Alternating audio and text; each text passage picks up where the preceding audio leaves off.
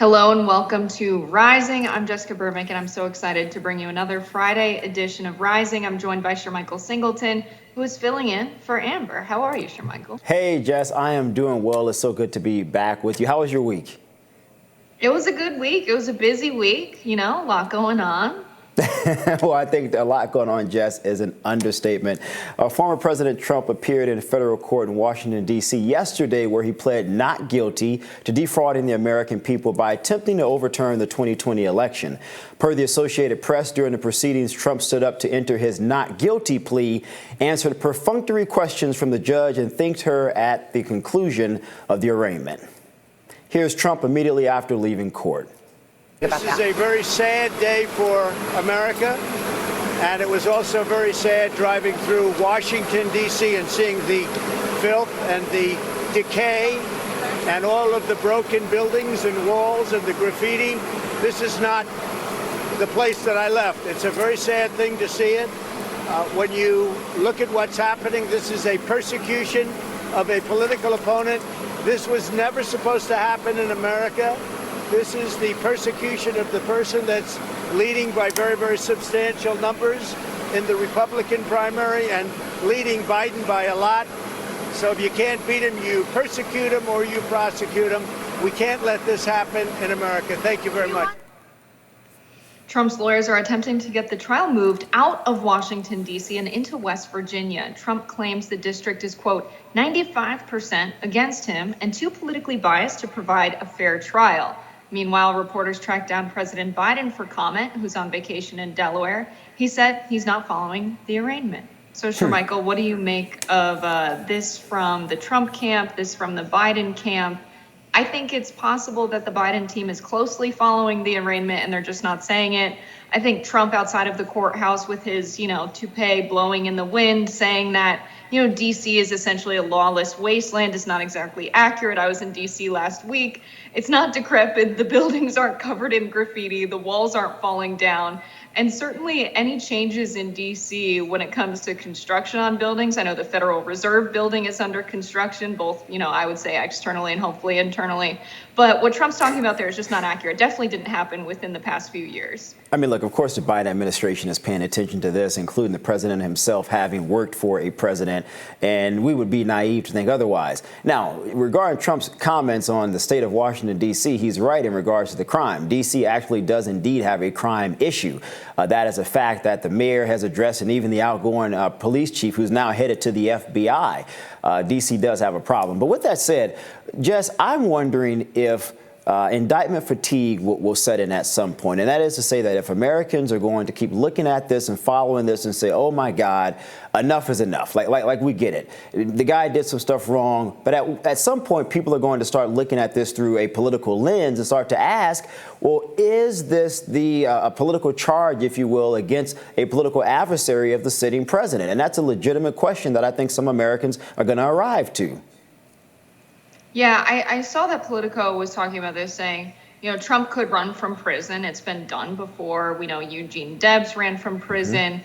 It was an Espionage Act charge that got him into prison, and it was for speaking out against the war. And I think that's a very different situation because that is a political charge in and of itself. A lot of the charges against Trump aren't political in nature, and a lot of the charges that are political in nature played out in the public sphere. Everybody knows. The court of public opinion is divided kind of across party lines, I think, for the reason that people get information from different places and people trust their source of information. And a lot of people are in sort of information bubbles. A lot of people who support Donald Trump didn't watch the January 6th hearing before Congress, which was a bipartisan hearing to talk about what went down there. A lot of people don't pay attention to the news cycle when they are covering Donald Trump essentially admitting to paying off people who were sex workers that he was with to keep them quiet. A lot of the charges against Donald Trump are things he's confessed to, things that have played out in the public sphere, and things that aren't necessarily political in nature. And I think that really sets him aside from any other person who's been a candidate for the highest office who's gotten into trouble with the law. Yeah, but Jess, it is political. I mean, this is a former president of the United States.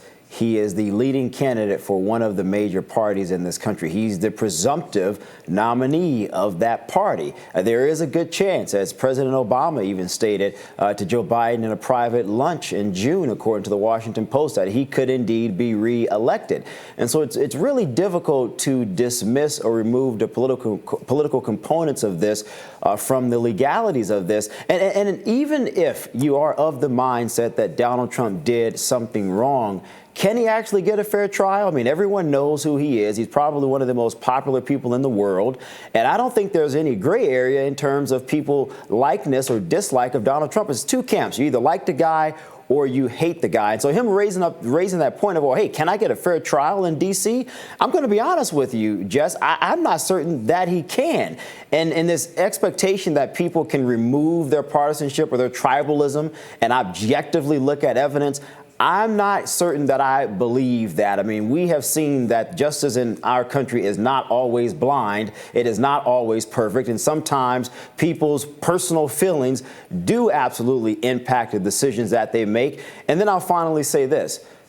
Many Republicans and maybe even some independents are going to look at this and say, well, Joe Biden is saying the Justice Department is completely an independent arbiter with no influence from the executive branch. Maybe that's true.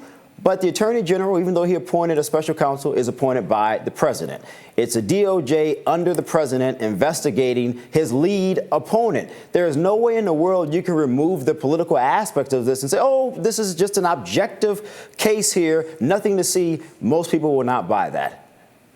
I think saying that there are political elements to a former president facing charges, of course, it's a political thing just because he's running for public office. But are the charges themselves political, I think, is what I disagree with. I don't think President Trump is being charged by some operation of the establishment to, make sure he doesn't run for president again.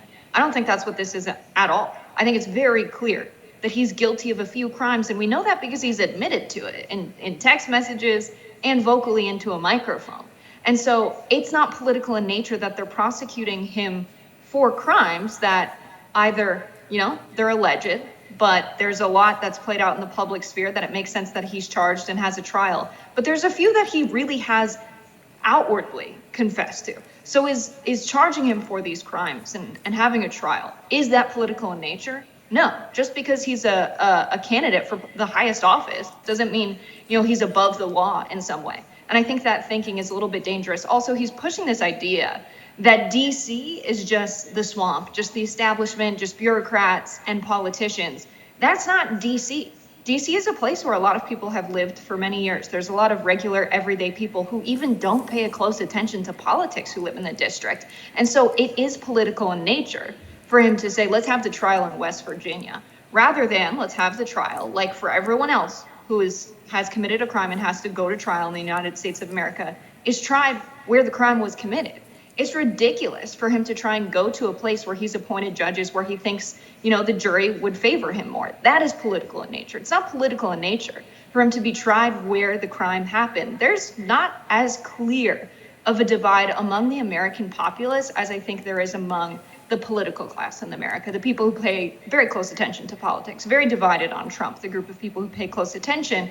The general populace in America, I think they will find people who don't pay close enough attention to politics to understand what's going on, especially considering in our country, we've never had more than 70% of the population even vote in a general election, and a lot of people identify as independents and not with either political party.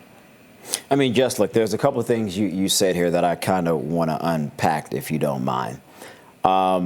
It is not unnormal to me to say I want to move the trial to a fair place. I'll give you an example. If not to throw race in here, but I'm going to, because I think this example is very prevalent. If you're an African American, more than likely, you're going to want a jury that has other African Americans on the jury, because we know for a fact, if not, more than likely, the odds of that individual being convicted guilty, even if the evidence says otherwise, increases exponentially. So to say, well, hey, I want to move the trial somewhere where I am going to get a fair shot, I don't think there's anything wrong with that. I think most Americans would expect that. To your point about the swamp, he's not talking about regular, everyday D.C. residents, Jess. He's talking about politicians and bureaucrats, people who work in the political apparatus. And so we could say that. And even if you're of the opinion that Donald Trump admitted to these alleged crimes on audio or on camera, he has the presumption of innocence, Jess, until proven guilty, as everyone in this country does, regardless of what we have on camera. He will get a fair shot in court. And I wasn't saying, Jess, that the charges or the indictments are because of politics. What I am saying, however, is that they are political in nature in terms of this is a guy who's running for office. There isn't a statute of limitations within the next 2 or 3 years on these charges. Why not wait until after the November election next year and then bring these charges so that there isn't the appearance that there is some type of political malfeasance?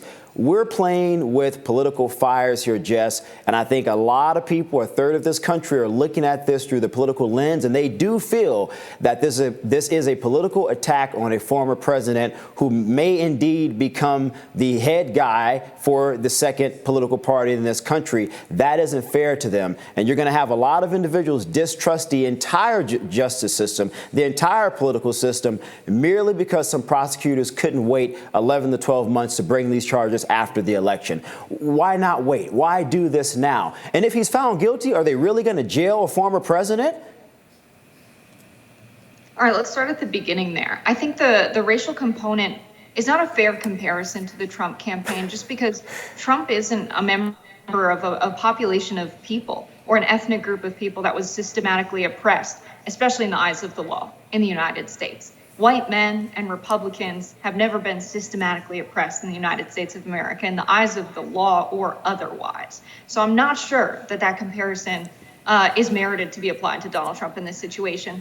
And it is my point that he's talking about bureaucrats and members of the political class in D.C. when he makes that statement that 95% of the people in D.C. don't like me and I wouldn't get a fair trial there.